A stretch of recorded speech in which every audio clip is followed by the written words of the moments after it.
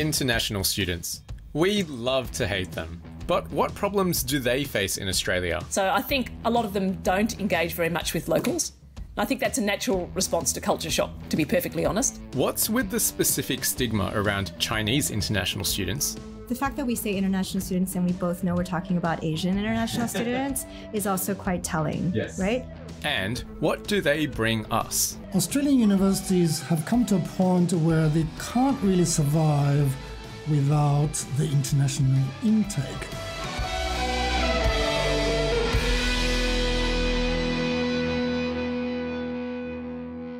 Hi 宝宝们，我是 UP 主塔塔拉。年初的时候，我参与了一个澳洲电台的采访，内容有关于亚洲学生在澳洲留学的现状。一同接受采访的还有3个在澳洲大学教课的老师。有些宝宝说想看带字幕的完整版节目，所以我去管电台要到了授权，在这加了双语字幕分享给大家。电台的名字叫 Shoes Off， 专注于讲述澳洲亚裔的故事。主持人 Jay 是华裔，爸爸妈妈在马来西亚长大，自己从小生活在澳洲。如果大家感兴趣的话，可以去以下3个平台搜索 Shoes Off 获得更多内容。那话不多说，我们开始吧。Hello and welcome to Shoes Off, stories about Asian Australian culture. I'm Jay Ooi.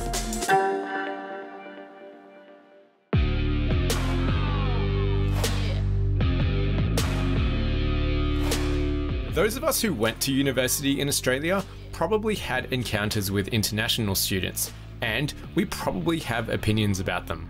They stick together, their English is terrible, they don't understand the assignment given. I do not want to be in a group project with them. But we probably never said these things out loud to them, or each other. So let's dig into it. Why did you choose Australia, or how did you come to Australia in particular? I went to a Chinese university, and before that, I took a Chinese examination. Only Australia and Canada accept the score from that examination.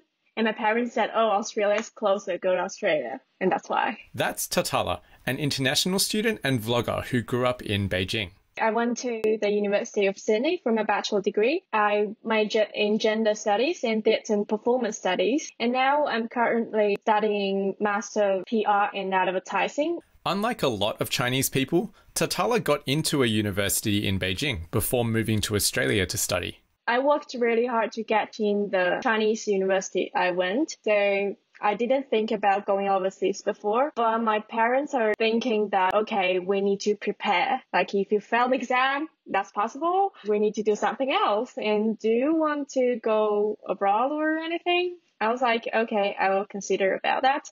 So what made Tatala choose to come here in the end? Well, she wanted to make the most of her time at university. So I wanted to learn something that I can't learn in China. I was looking at the major list and feel like gender is the thing that I need to learn. For one thing, we don't really have something called gender studies. So I think that's a good thing.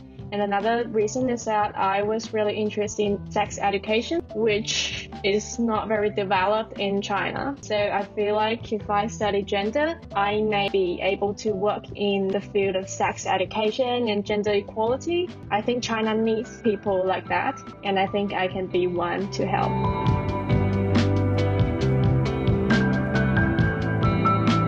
So coming to Australia meant Tatala could study something that doesn't really exist back home.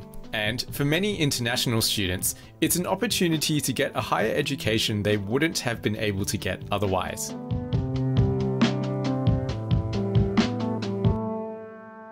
It is still a very prestigious thing to be able to go to an overseas university in China. This is part of the social distinction game. That's Professor Ying Jie, Chair of the Chinese Studies Department at the University of Sydney. I explain many things probably too simplistically in terms of the population. So many people compete for limited resources. Not everybody, not even half of the students can get into a good university. So it's much easier to get into a good overseas university. And if you can afford it, why not? So there are students who come here to study, but I think it is part of that competition for resources, including social prestige. And you do have a large number of parents and grandparents who can afford to send their children overseas. Yes, Australia provides the opportunity for a higher education for many international students, over 300,000 at once, in fact. Certainly in terms of income, about 40% of our incomes comes from international students. And out of that, of the international student population, about 75% are from mainland China. Oh, wow. Yeah. That's really high. It is very high. It's very, very high. So in other words, Australian universities have come to a point where they can't really survive without the international intake. Yes, our universities are very reliant on the money that international students bring in.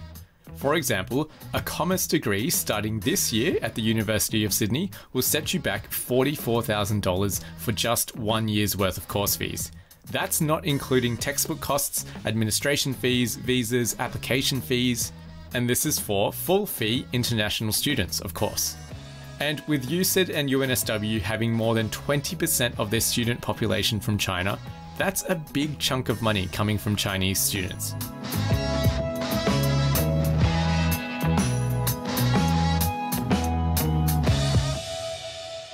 So why are Chinese students coming here? Well, like Tatala mentioned, we're a little closer to home than the US and Canada. And another reason?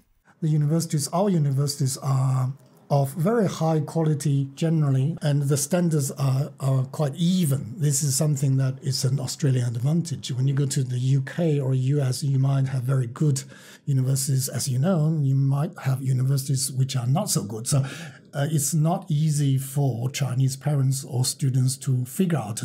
Of course, everybody has heard of Harvard or Stanford, but not everybody can get in, right? Australia has a very, very good reputation, certainly in terms of the quality of teaching and learning and also in terms of safety. So that's one of the reasons why our international intake has been growing a lot. So yes, our universities are good. It's easier to get a good education in Australia at most of our universities than compared to, say, the US. But okay, we have all these Chinese international students coming to Australia to get an education they probably aren't able to get back home. But they're arriving in a different country with a different language and a different culture of learning. Life can be pretty difficult. So I've taught a lot of international students. The fact that we say international students and we both know we're talking about Asian international students is also quite telling, right? This is Dr. Jane Park, a senior lecturer of gender and culture studies at the University of Sydney. And yes, she grew up in the States. So the things that I notice are, they tend to stick together. Language ability isn't always so high.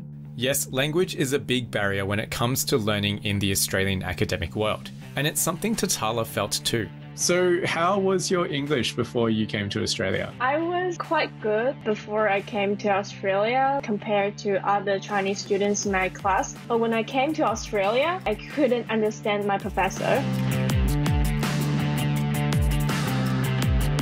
In China, we learn about writing, we learn about reading, and we do some very basic listening. But actually, the listening and the speaking part are more important. So I was struggling with speaking and listening a lot when I first came here. Tatala did sit and pass our IELTS test, which is an English language assessment, but she still struggled with English in Australia. The biggest problem is the accent, because in the IELTS test in our textbooks in China are either American or British. But here, Australian have special accent that I'm not familiar with. But our tutors mark upon our participation. So you have to talk in the class to get the mark. That's why I started to talk. But after that, I feel like, most of the classmates I had for my majors are local students. So my opinion as an Asian or as a Chinese is very valuable in the class. When I feel that everybody wants to learn from my opinion because my opinion is unique and it's alien from their opinions, I feel like, I really want to tell you something. I feel the passion of talking.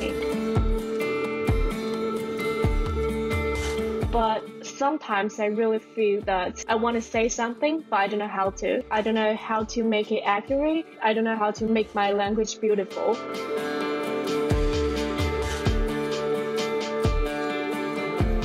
That's a very big problem for me, which I think is hard to improve. And obviously in China, I can use my mother tongue, so things are easier. Many people are reluctant to mingle with local students because of the language barrier. And that's one thing. International students get into this vicious circle because they are shy, the English is not good, and then makes them more, discourages them from interacting with local students. And a lot of local students have no reason, they don't see a purpose for interacting with international students. Yes. It's a vicious circle in two ways. On the one hand, the shy students who don't have good English are less likely to practice their English and therefore aren't going to improve their English. But at the same time, us local students don't really want to interact with them either, so they get less opportunity to practice their English. They're seen as cash cows. So they're seen as not really, like, they should be grateful to be here, and they're going to come and they're going to take the knowledge and they're going to go back. I think that's it. Yeah.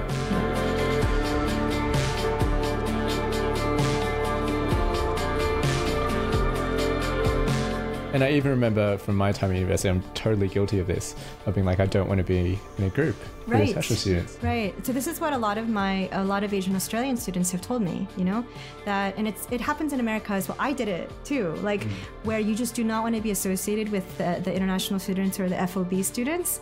So you speak your English louder and with like even a more of an Aka accent even or whatever, right? Yeah. To be like, I'm not them. And I think that is tragic that we do that because we all migrated here.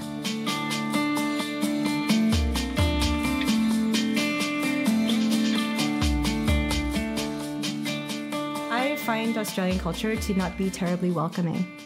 I think individuals can be lovely, but I think culturally, Australia lacks a welcoming culture of hospitality, which is huge in Asia.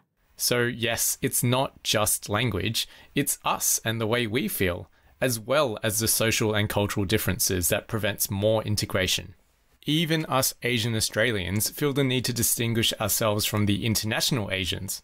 I'm not one of them because I grew up here. It's a cultural affinity or cultural difference. People come from Germany, from France, from Australia, find it easier to talk to each other because a lot of the cultural values, there's a knowledge pool. There's a lot of things that you know. You mention it. Oh, yeah. So we know that. You have a similar sense of humor. A sense of humor is very, very important here, as you know. And humor is something terribly, terribly hard to learn. Yes. It took me ages to join in the laugh.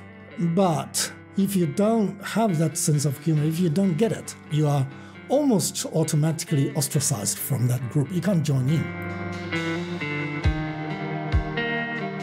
And people try to join in. You laugh because other people are laughing, right? But you're not really part of that group. I asked Tatala if she ever felt segregated because of where she came from. And did you ever get a sense that the local Australians, they didn't want to make friends with international students, or they wanted to stay with each other? Did it feel exclusive at all? I do feel a bit, especially in my theatre major. Our department was a really small one, so basically everybody knows each other. And when I got in, I feel like I'm quite separated from everybody else. That was when I felt really bad. And also the classes were immersive. You have to talk a lot, you have to chat, and you have to joke together. And that's when I feel exclusive.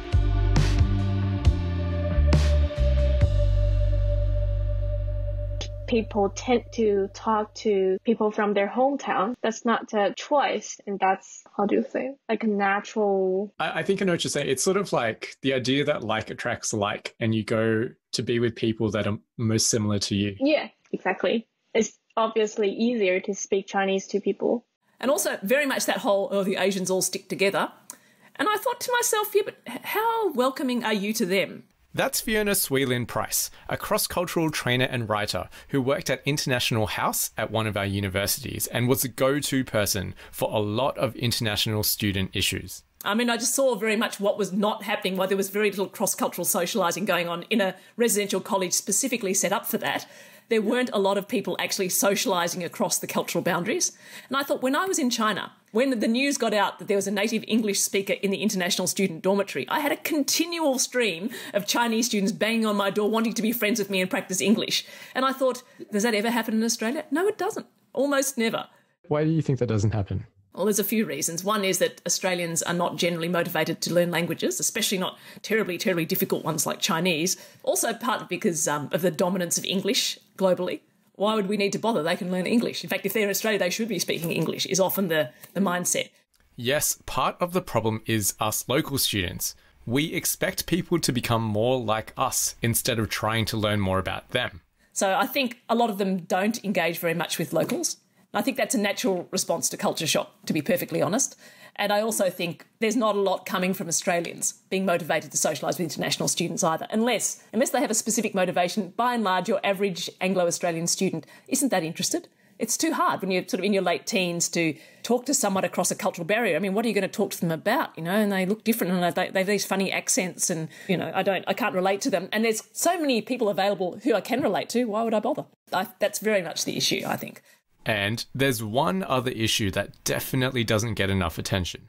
I have had conversations with a few Asian female international students who've had quite a lot of sexualized racism and they don't know where to turn to. What sort of things are you talking about? Like getting hit on by their professors, getting raped.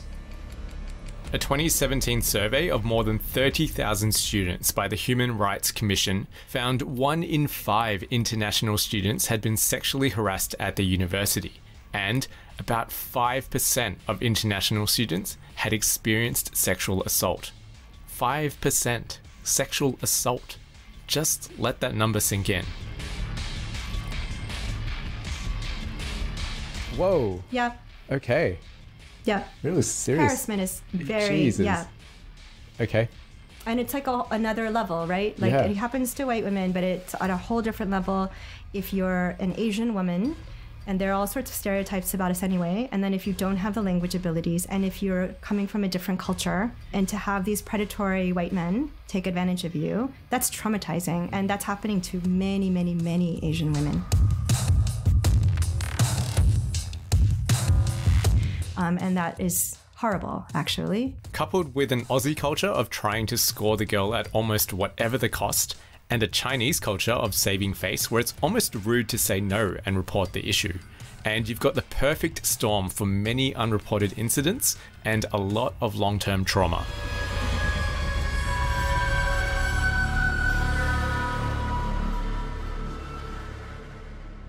But coming to Australia to study is not all bad. In China, when I major in something, I have to dedicate all of my time in that thing. I can choose some electives, but they are still closely related to my major. That's why I quit, actually. I feel like I only learn about this one thing and I need more. In Australia, I have my majors, but there's still a lot of credits that I can use to learn something else. For example, I learned French, I learned nutrition. They have no relation to my majors, but I'm still working on those things. And what don't you miss about home?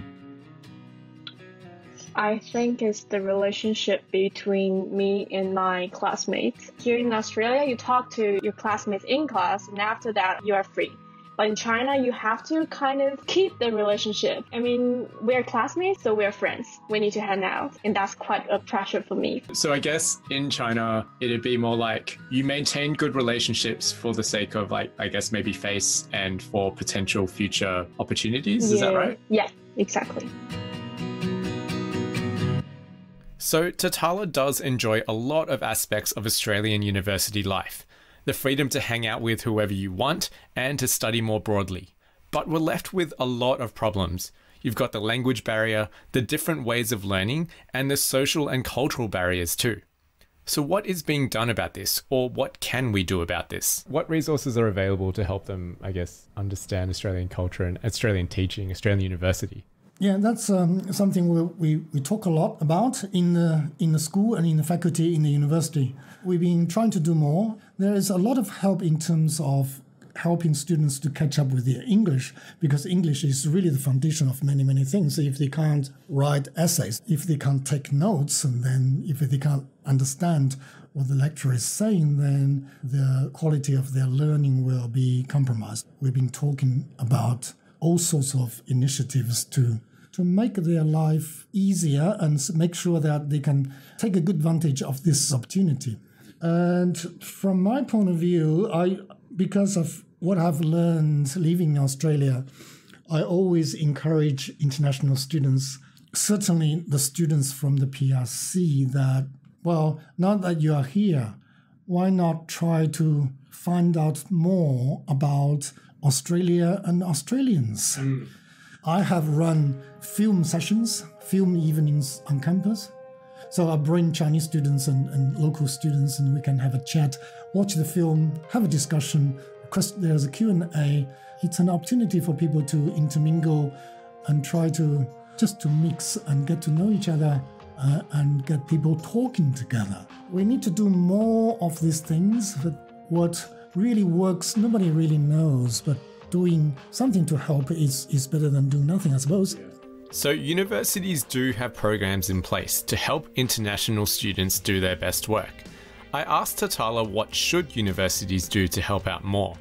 That's really hard because I think universities are doing a lot, but it's still very hard for us to step out and to get involved. There are a lot of events that universities hold to connect international students and local students, but whenever you say that these are international students and these are local students, we feel the difference. I feel like if you treat us as international students, you treat us specially, then we're not the same. So one suggestion I have is to ignore the difference of us. You just say, hey, everybody, if you want to come, just come along. You don't say that like both international students and local students are welcome. That feels weird.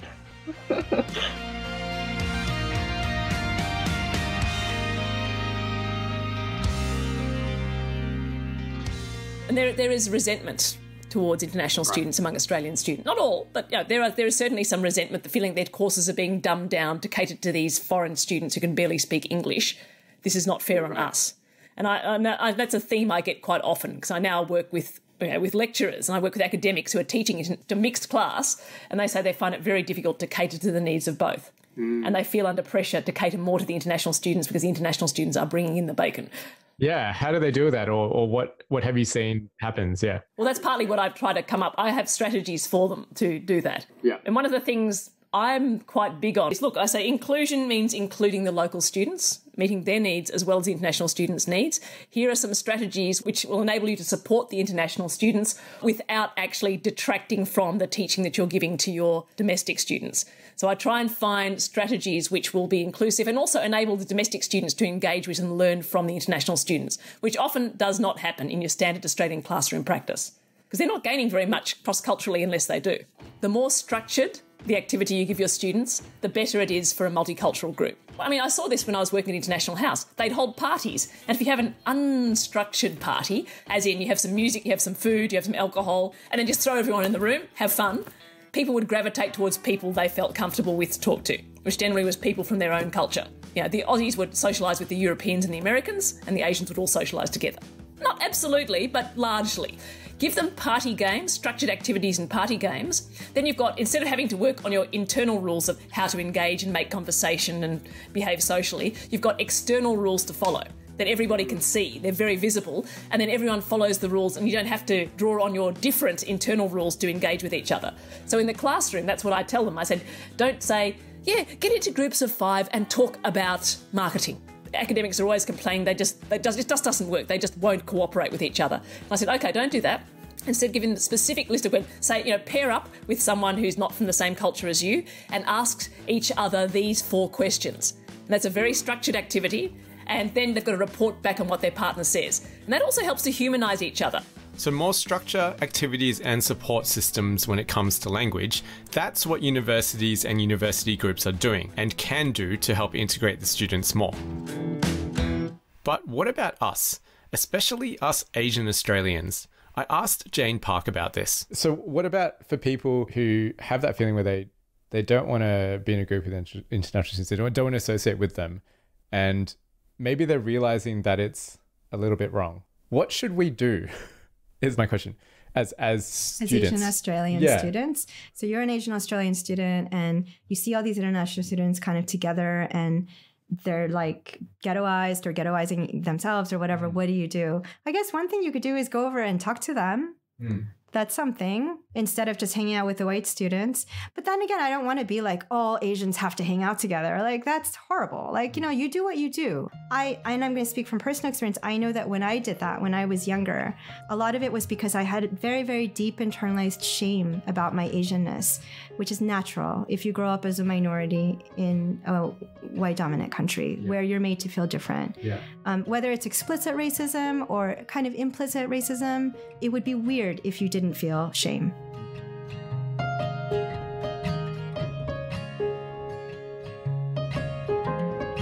So I think one of the ways to try to overcome that shame is to try to understand your roots. It's not just about talking to the international Asian students, it's also talking about to your parents. You don't have to learn the language. But hey, if you do, that's another thing to put on your CV. It does make a huge difference, I think. Yes, a lot of the reasons why we probably don't want to associate with Chinese international students is that we already feel a bit misplaced, and we don't want to feel further misplaced in our own country. There's this Asian side of us that we're trying to suppress, and mingling with a Chinese student who actually grew up in China, that doesn't feel cool. But it's only because we don't feel cool with our own cultural background. It's us projecting our fears and insecurities onto them.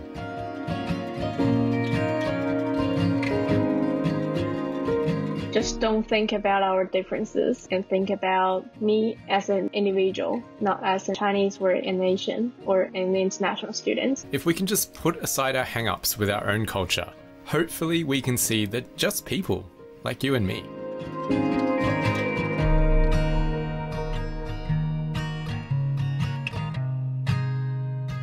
That's Asian Australians and international students.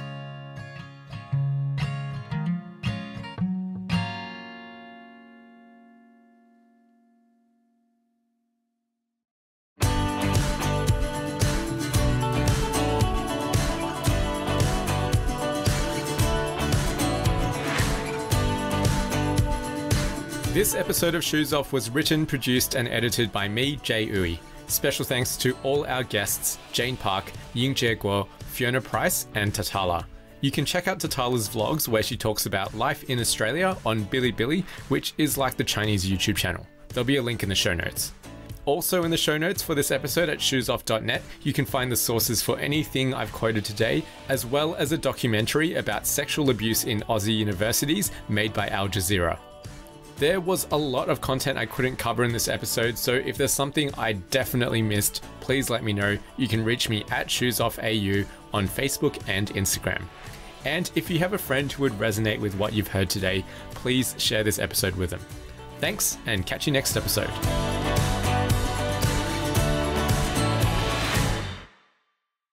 I don't know if you feel this, but this is definitely how I felt growing up in Australia, that there was a sense that the white Australians, they didn't feel as good associating with Asian people in general. So it's better for them to associate with an Asian Australian, but to associate with like an international Chinese student for them would be like too foreign. Whereas associating with a German international student is great because they're white. Yeah, I feel that as well. I once wrote an essay about it because, I learned gender studies and I did a lot of topics on race and class and stuff.